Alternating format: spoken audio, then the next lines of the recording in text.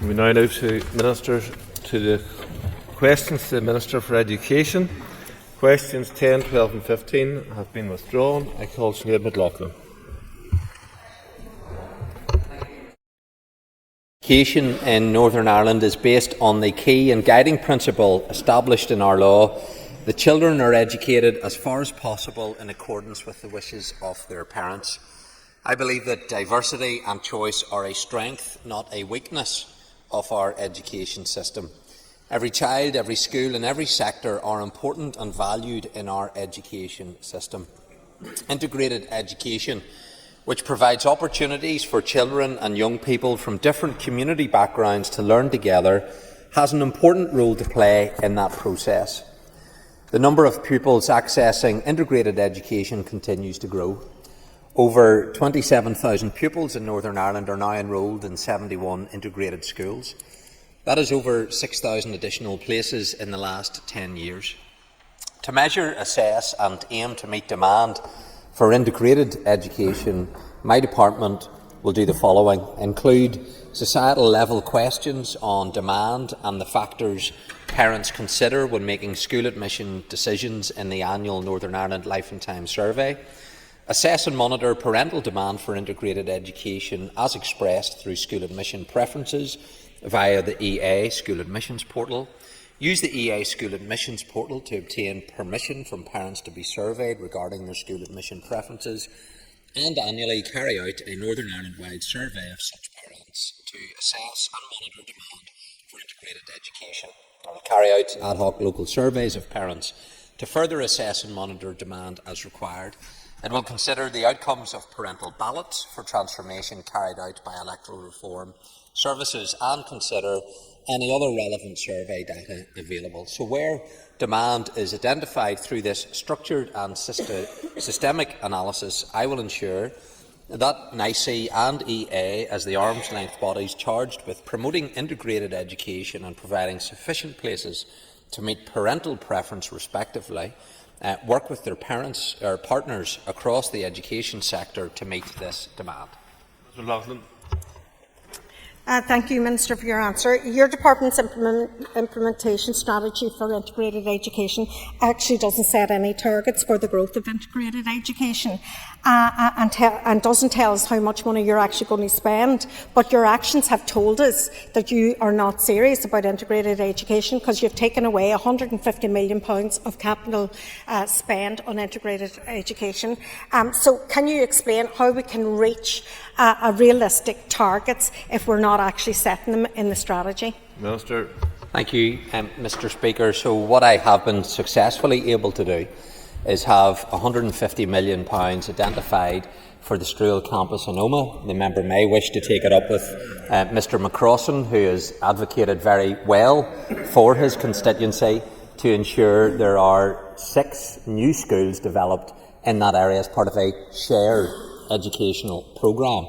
What I also was able to do successfully was place the integrated schools that were as part of the Fresh Start programme into my conventional capital programme, and I announced last week that Bangor Central Integrated Primary School and Millennium Integrated Primary School were moving forward and getting funding. So, Mr. Speaker, I'm not sure where the member gets her information from, but that is the facts, and I am treating all sectors equitably. No one sector will get preferential treatment over another. I will treat them all fairly. Mr. Buchanan. Thank you, Mr. Speaker. Can the Minister explain the capital spent on integrated schools over the past 5 years and how this compares with the percentage of children who attend integrated schools? Minister. Obviously, when it comes to expenditure over the past 5 years, there has been significant spend, and that comes to £92.7 million. That represents approximately 22% of all major works expenditure across the school estate in that period. And I'm sure the member will agree, with only 8% of pupils attending integrated schools, this highlights the significant additional investment that integrated schools have received compared to other school sectors. John Mulholland. Mr Speaker, Minister, Clause 9 of the Integrated Education Bill states that Integrated Education Action Plan must include targets and measurable benchmarks. Can we get a justification as to why the Department has moved away from this and towards an outcomes-based approach instead? Minister. Mr Speaker, happy to provide precise detail to that question, but what I would say to members, the schools that I have visited from various sectors, whilst some may not have integrated officially in their title, there are control schools more integrated than some schools that are officially designated as integrated. And so I've said this before, the inference that somehow other school sectors do not provide an integrated form of education isn't right and is disrespectful to those schools. I was in Upper Bann with my constituency colleague Diane Dodds. Over 21 newcomers within that school environment. I was at another school where there were 18 different nationalities, all within the control sector, integrated, diverse, but it doesn't have it in their official title. So members, particularly in the Alliance Party, do need to get off this particular issue of wanting preferential treatment for one sector. If you want to be a community for all, try including everybody. Hear, hear. Philip Brett. Question number 2, Mr Speaker. Minister.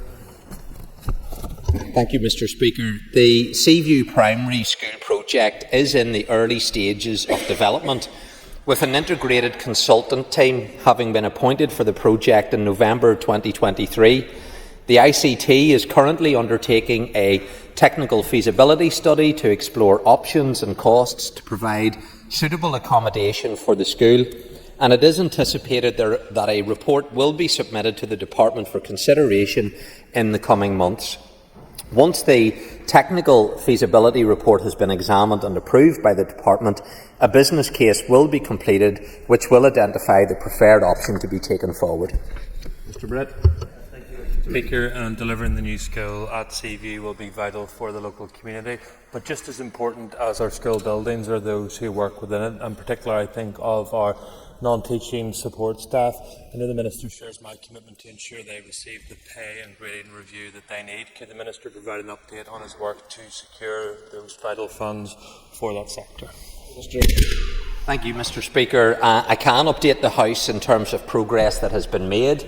Last week I engaged with the unions directly. I spent a number of hours with the team. I stood up officials within my department and we made progress over the weekend, and I engaged directly with the Finance Minister and we identified a way forward that I believe can lead to a successful resolution.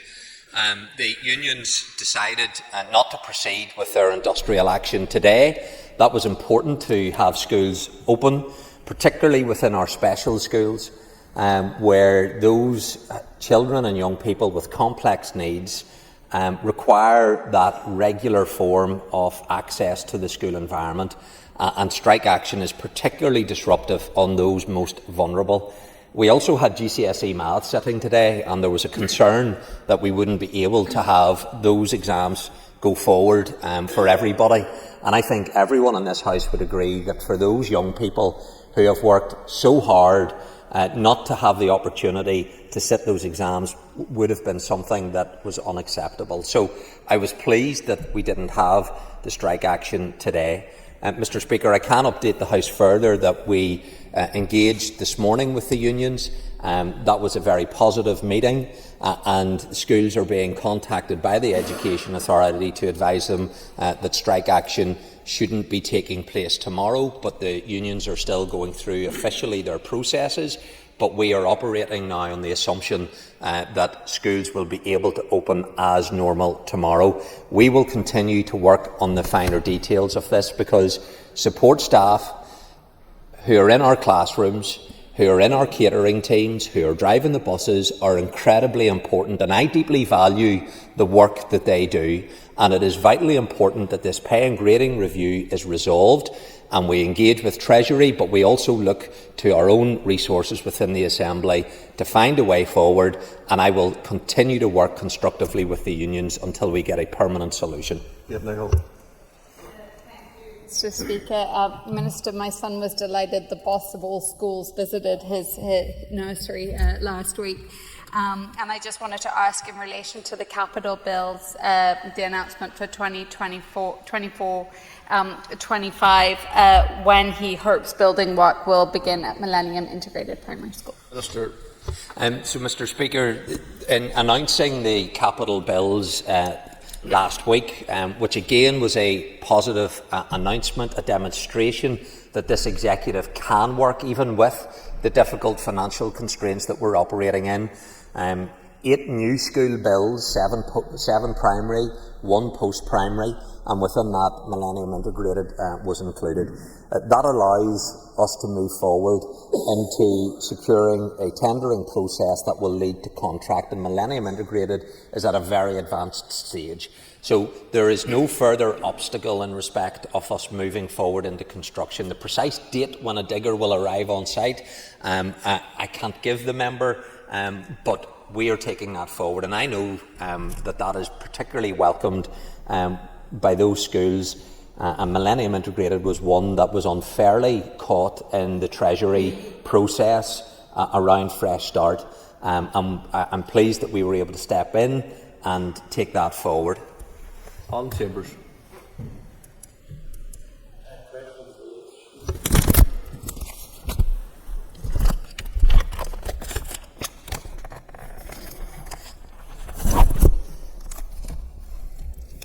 Mr. Speaker, with your permission, I'll answer oral questions 3 and 6 together. The Addressing Bullying in Schools Act of 2016 came into operation from the 1st of September 2021.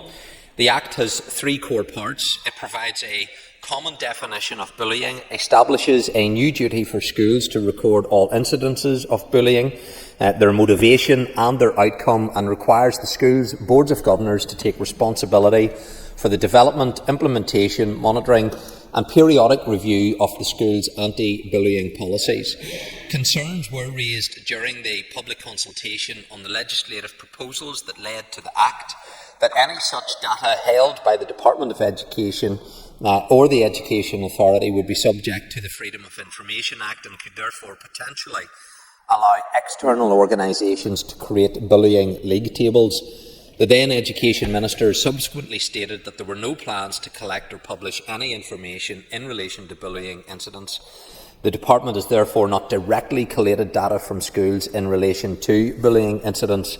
Following initial information and training offers, the Department established the Addressing Bullying in Schools Implementation Team, ABSIT for short, in September of 2022. The data is held by ABSIT within EA in terms of its response to referrals. Between September 22 to March 24, ABSIT had responded to 577 referrals relating to bullying type behaviour. The team have provided specific support to schools with regard to 185 significant bullying type cases, delivered training to 147 school leadership teams and bespoke training to 110 school governors. And since its launch in January 2024, the Level 1 Foundation training on the Act has been completed by 3,848 educationalists. Mr. Chambers. Speaker, Minister, thank you for that answer. Does the Minister anticipate that this data will be used to develop a universal approach across all schools in tackling bullying, or does he believe a tailored solution in individual schools is the best way forward? Minister. Well, where there's best practice, we need to make sure we disseminate that, that is something that, of course, we will want to do and facilitate. I've outlined how we have been making efforts to address these issues. Often schools are best placed with the right kind of support, which needs to be consistent across Northern Ireland, at resolving these issues. But where we can identify best practice, it's important that we disseminate that information. Connie Egan. Mr. Speaker, and Minister, research from CaraFriend shows 68% of pupils in secondary school that are LGBTQ+ are bullied due to their sexual orientation or gender identity. what plans do you and your department have to tackle homophobic and transphobic bullying in schools? Minister Speaker, all forms of bullying is wrong. Bullying in respect of one's sexual orientation is wrong. And it's important that schools address that issue alongside other forms of bullying which does take place. So, of course, my department will continue with the Education Authority to support schools when it comes to addressing bullying behaviour which is unacceptable in our school system. Stephen Dunn. Thank you, Mr Speaker, and thank the Minister for his commitments to tackle bullying. Is there best practice in other jurisdictions that we can learn from, particularly focusing on the ever-increasing rise of cyberbullying, which impacts children and young people so much more now, right beyond the school opening and closing hours? Mr Speaker, the department will be collecting data from other jurisdictions, and further research will be carried out in respect of this issue, so that where we identify alternative methods of addressing these issues that we are not already carrying out, then we will learn from that. Data on bullying experiences among children and young people has been gathered by governments in England, Wales and Scotland, and that has been carried out through a range of health, wellbeing and crime surveys. However, our understanding is that data on bullying type behaviour is an issue just to disseminate. So the answer, yes, we will be carrying out further research to identify other international approaches to managing the problem. Thank the Minister for his answers thus far. Minister, further research is not going to cut it. In relation to the previous question, addressing bullying in schools, specifically in relation to social media platforms, where we know children are dying because of bullying behaviours on those platforms. What communications have you had and your department have had with those companies to outline their responsibilities in terms of their platforms being havens for bullies and bullying behaviours which are having a devastating impact on children and young people who are on the receiving end?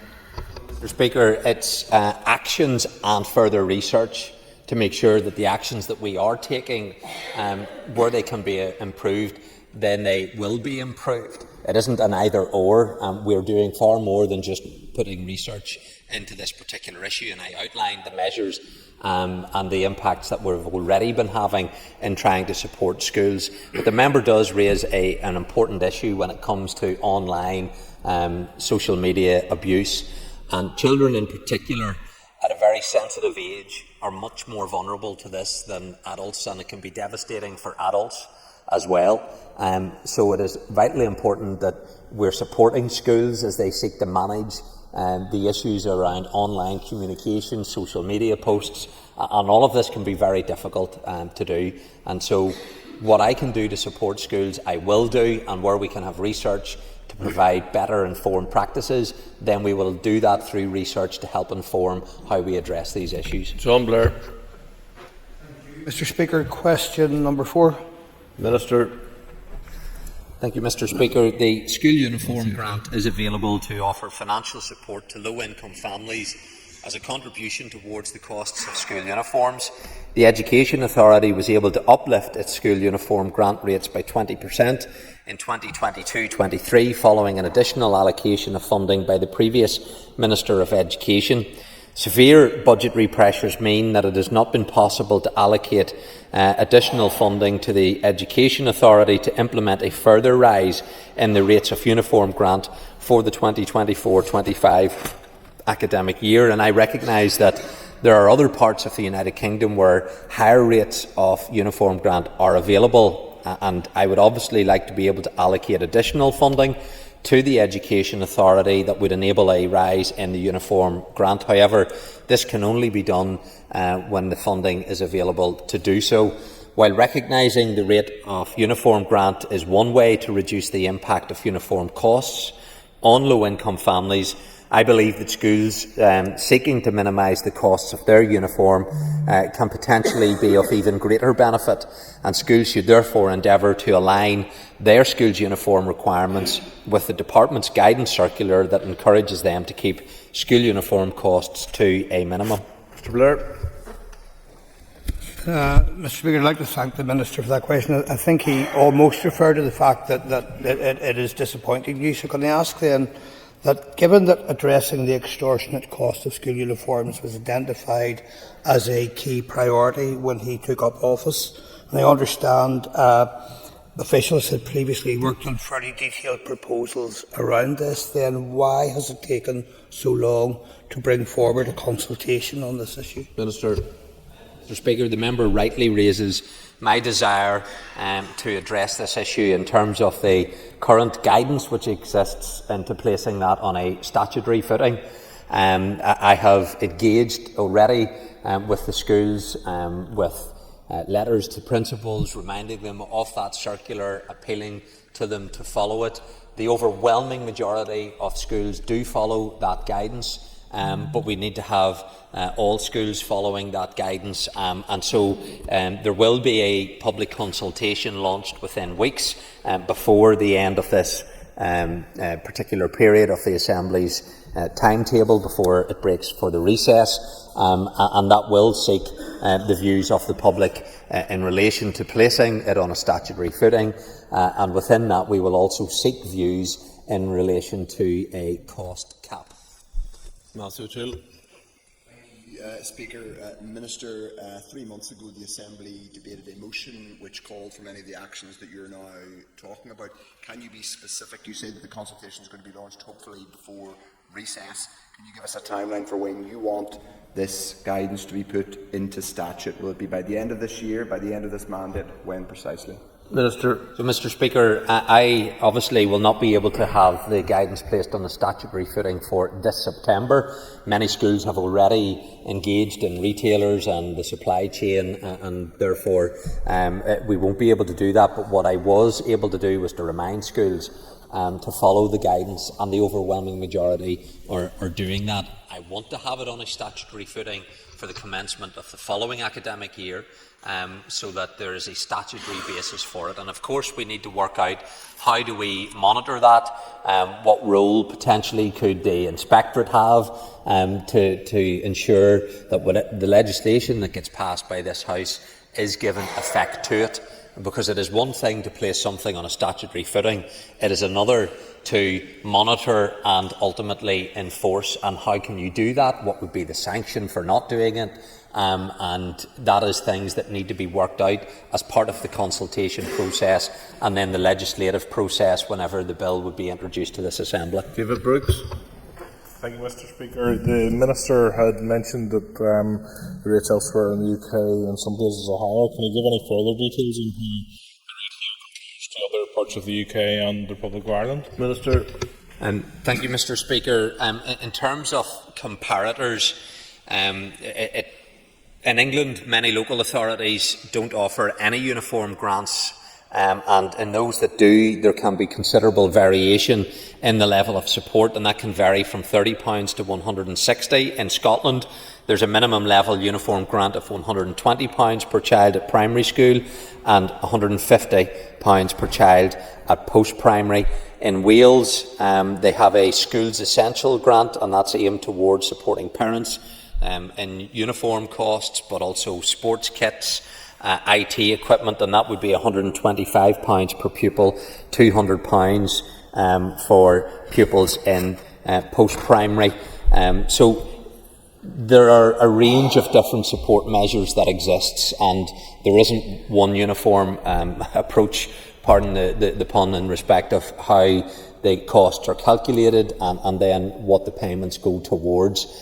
We have our own scheme. It was a DUP education minister who increased it by 20%. It had stood still for nearly a decade, and there had been no increase until my predecessor, Michelle McIlveen, addressed the issue then. I've indicated my desire to do more, but that requires the Department of Education to have the resources available to it for us to do more. Dan Dodds. Number 5, Minister. Minister. Thank you, Mr Speaker. The executive budget provides the department with a capital budget of £254 million for the 2024-25 year, which is an increase of over £80 million on last year's opening position. This additional funding has allowed me to release 7 school enhancement programmes, in addition to the major new capital bids that were announced. The school enhancement programmes include Carnini Primary School, Kilronan School, Lurgan Model Integrated Primary School, St John's Primary School, in King Island, St Kevin's College, St Malachy's College, St Mary's Primary School in Bard. The budget is available to progress all other school enhancement projects through the design and planning to the pre-tender stage. A decision to release these to tender and construction will then be taken dependent on budget availability at the time. And whilst the additional funding, Mr Speaker, is extremely positive and welcome, the Department continues to face significant capital pressures, particularly for special educational needs placements, and therefore difficult decisions will continue to be required around prioritisation. And my vision is that every child is educated in a high quality learning environment, and the school enhancement programme is key to delivering on this vision by providing significant improvements to a school's teaching and learning facilities. It is a high impact and relatively low cost programme which can make a lasting improvement to a school. So I will continue to make the case for increased investment in the education estate to ensure that every child can enjoy the benefits of improved teaching and learning facilities. Ms Dodds. And thank you, Minister. You referenced recently that we visited some schools in Upper Bann, and one of those schools was Carrick Primary School, and you quite rightly talked about 21 different languages and a really diverse, inclusive school. But they've been waiting 5 years on a business case for a school enhancement programme. And this is clearly an unacceptably long wait. And I know that you took cognizance of this. Can the Minister tell us what he can do with the Education Authority in order to shorten this time frame and allow schools to proceed to the point where they are eligible for funding? Minister. Well, Mr Speaker, the member rightly makes the point around the length of time it takes to move through the various stages until they are at the point of being able to move into that tender construction phase. And it is a frustration that I share, and one which at Carrick the member had me at, and other principals have articulated to me in respect of that. So obviously we need to look at the processes, how we can go through the various different stages in terms of making that more efficient and expediting them at a faster pace. That's a piece of work that officials in my department are looking at with the Education Authority, and it is ultimately for the Education Authority to be planning out the school estate, particularly for controlled schools, and making sure that the support is there, and I need to support them in terms of discharging their responsibilities effectively for our schools. Nick Matheson. Thank you, Mr Speaker. The Education Committee recently visited the Forest School in Clandyboy and heard from a couple of primary schools about the transformative impact of quality outdoor learning provision.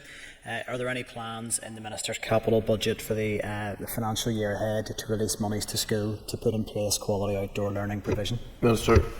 Well, Mr Speaker, the member and chair of the committee highlights the Forest schools, and I've been impressed at the number of schools that I've visited that have been able to incorporate some of the trees and different vegetation that is within their estate.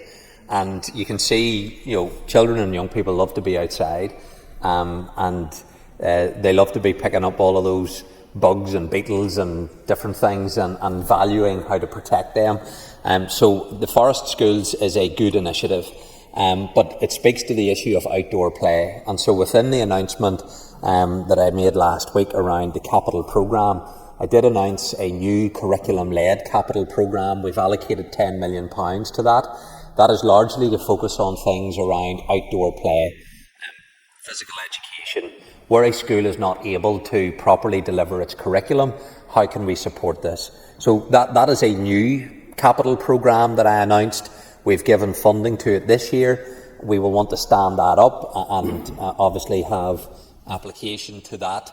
But that is a programme that I would want to see over the next number of years building upon to make it a bigger programme. That's why I continue to make the case, unapologetically so, for my department to get more funding on its recurrent resource side, but also when it comes to the capital expenditure. Colin McGrath. Givan, Mr. Speaker. Sir.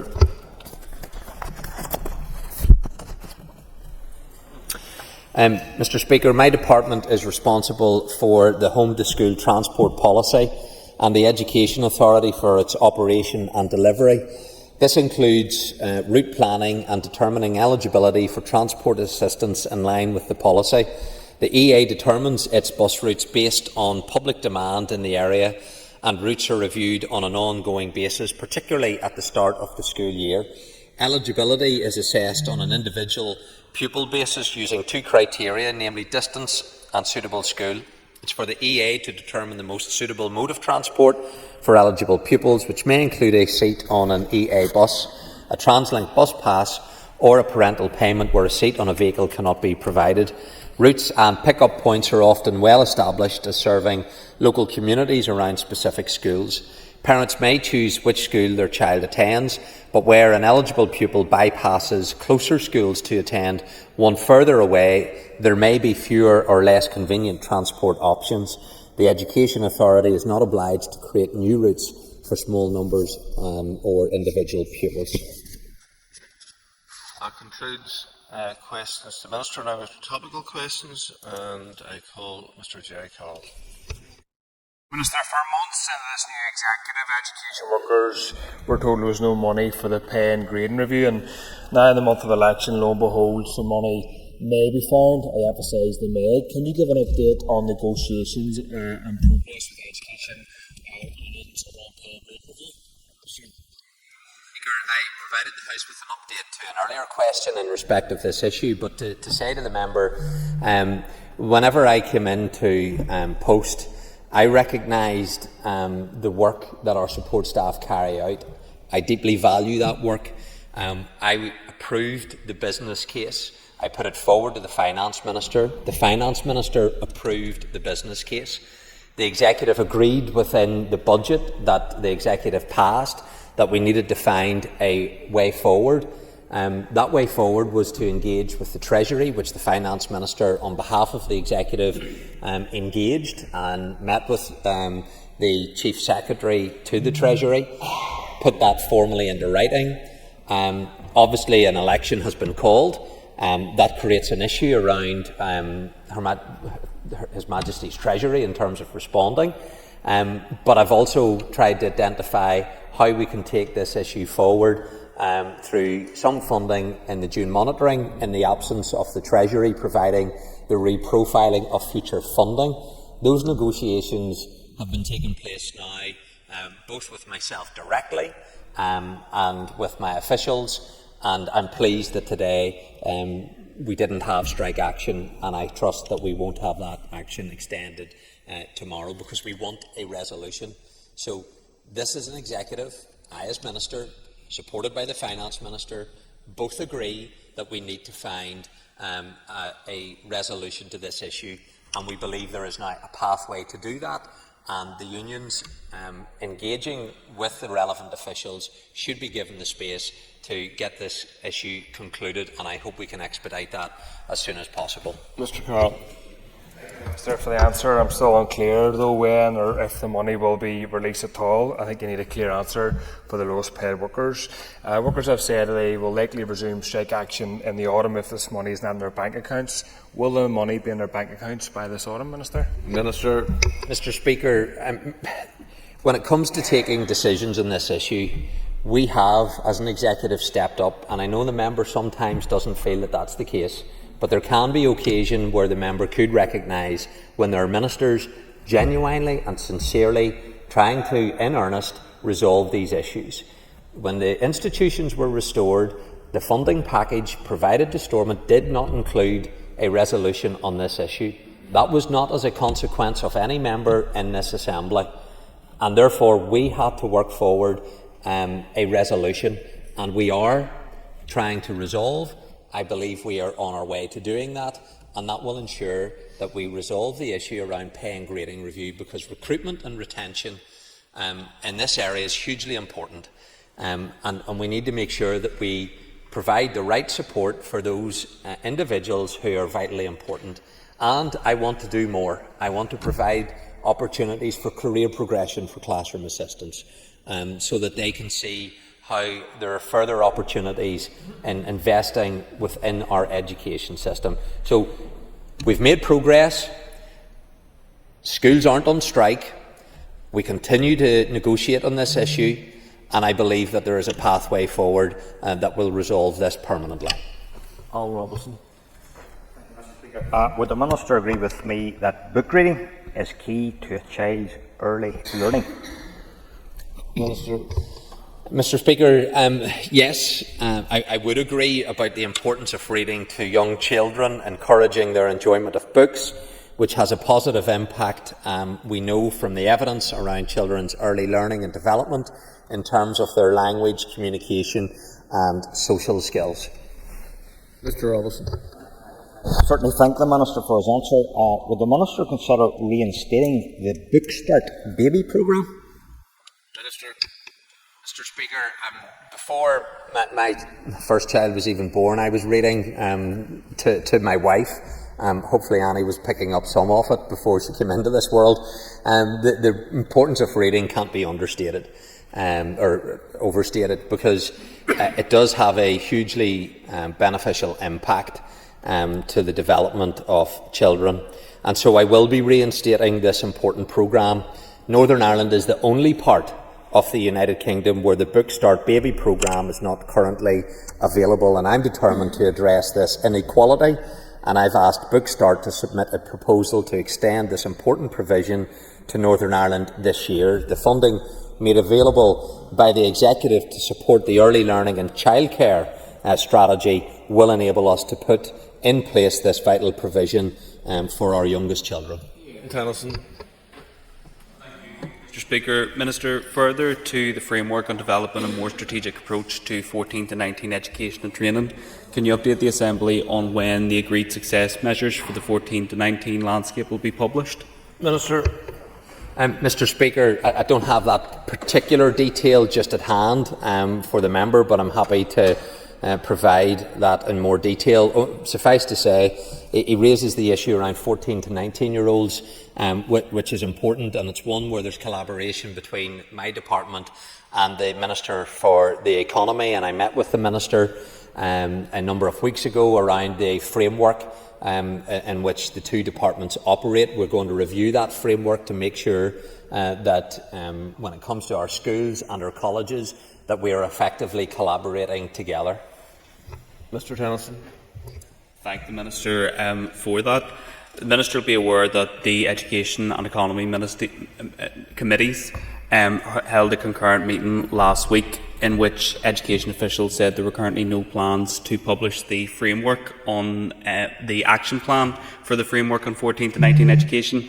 How does the Minister expect those committees to scrutinise that work if the action plan isn't available to measure progress against? Minister. Mr. Speaker, I'm not sure if the exact and precise reasons why that hasn't been provided. It may be an entirely internal-facing document. That could be the reason. I don't know the reason for that, but I'll certainly provide a written response to the member. Peter McGrills. I thank the Minister for his answers so far. Can I ask for an update on SEN placements for the new academic year? Minister. Mr. Speaker, this is an issue which I recognise, as all members do, requires a resolution. And whenever I first again came into office, the indications were that there were some 1,000 children needing to be placed in September. That led to action on my part to communicate to schools directly, seeking indications from those schools that would be willing to provide a place for this September. There were over 700 schools responded to that, over 300 of them positively. We then carried out a short survey around the needs of those schools, identifying across Northern Ireland where specific pressures are, trying to make sure that it isn't just about any school, it's the right school, it has to be the right place for children, and we are continuing to provide placements, and so there has been progress made, and we continue to make progress.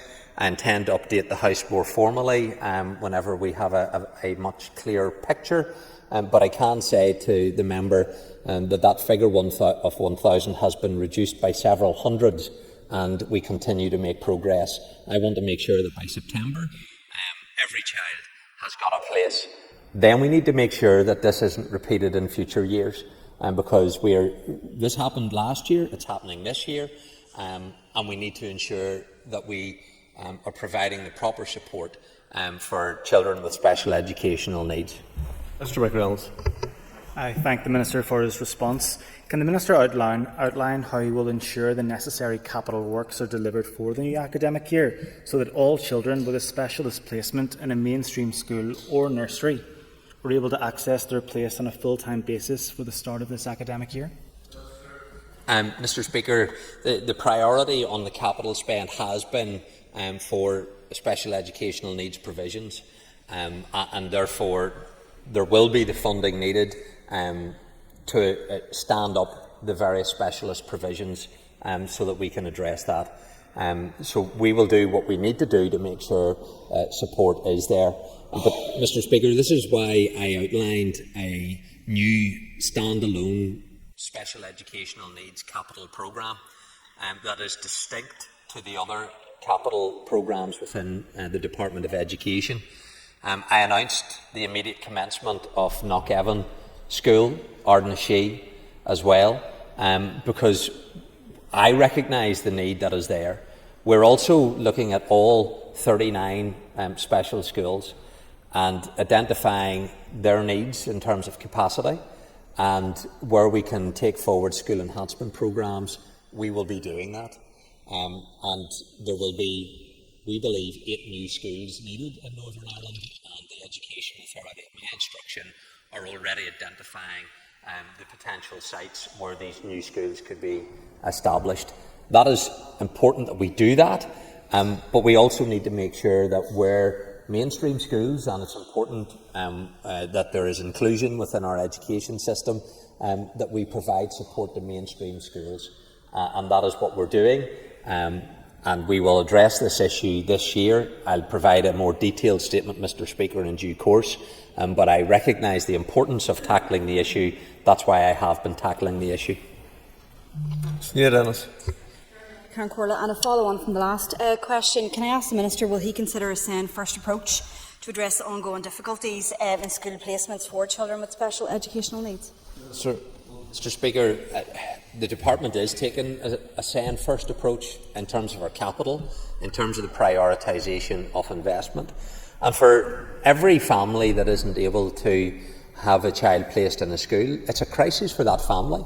And often I speak to parents, and they're already providing support for a child, a young person that needs additional support, and they're already under pressure and stress. And therefore the position that they go through this year and still not knowing where their child's going to be placed isn't one that I believe is acceptable. So we do have a sound first approach, and we are trying to address this issue. Again, I appreciate the Minister's response to that, and I know he will agree that the importance of early intervention in terms of supporting children with special educational needs, and will he also apply that same logic to those children who are in need of a special educational place for preschool as well? Mr. Speaker, I think what we were able to do as an executive, we identified £25 million for the early learning childcare strategy. Within that, there is funding which will be able to stabilise the Sure Start provision, which provides really important work even before birth and then in those pre-nursery school years. And I also want to see how Sure Start and organisations like that can be enhanced. We had 22 schemes operating in Sure Start, which were of a temporary nature, so that was in addition to the permanent schemes that are there. The funding that the Executive provided will allow those 22 temporary programmes to be mainstreamed and be put on a permanent footing as part of the core work of Sure Start. I think that will be welcomed in those areas where you've had temporary schemes and projects up and running. But I would like to do more. And as we develop the strategy, that is something that I would like to see expanded out. So it isn't just in schools. We are looking at the nursery school provision, and we're also looking at preschool. And that, again, is a demonstration that even with the difficult financial constraints that we have to operate in, this Executive is prioritising and we are delivering. Mr. Brett's not in his place. I call down. Does the Minister agree with me that the community and voluntary youth sector are invaluable to youth provision across our society? Mr. Speaker, like the member, I also see this in my own constituency in terms of the work of the community and voluntary sector. Indeed, it's why, as part of the announcement that was made last week, wasn't picked up, but the new RAISE programme, which is about reducing educational disadvantage, speaks about the whole community approach. And that's within formal educational settings, but it's also within those other community organisations and where the voluntary sector is involved. So whether it's in youth service provision, which my department has responsibility to support, or this new programme, which is going to build upon Fair Start, the community and the voluntary sector add so much value that it's important that they're properly utilised, and where they can do more, then it's important that I support them to do more. Your answer. Can you confirm when the review of priorities for youth will be completed? Minister, well, I don't have the precise date of when it will be completed. Part of the reason that it's been taken forward is for the very issues that I just outlined, because we do need to support those community and voluntary youth organisations. They do incredibly important work, and it's important that the systems are supporting them. And there has been concerns expressed to me that they feel that the system has not been supporting them in the way that they could, or that they could be delivering services in a way that maybe statutory bodies haven't been able to do as effectively as them. And we just need to make sure that we provide the right provision by the right people, but ultimately what's best for the young people and who's best to deliver that is the important factor in reaching those decisions. Mr. Swan and Mr. McGuigan are not in the place, so that brings to conclusion topical questions to the Minister. Matthew O'Toole has given notice of an urgent oral question to the Minister of Justice. I remind members that if they wish to ask a supplementary question, they should rise continually in their places.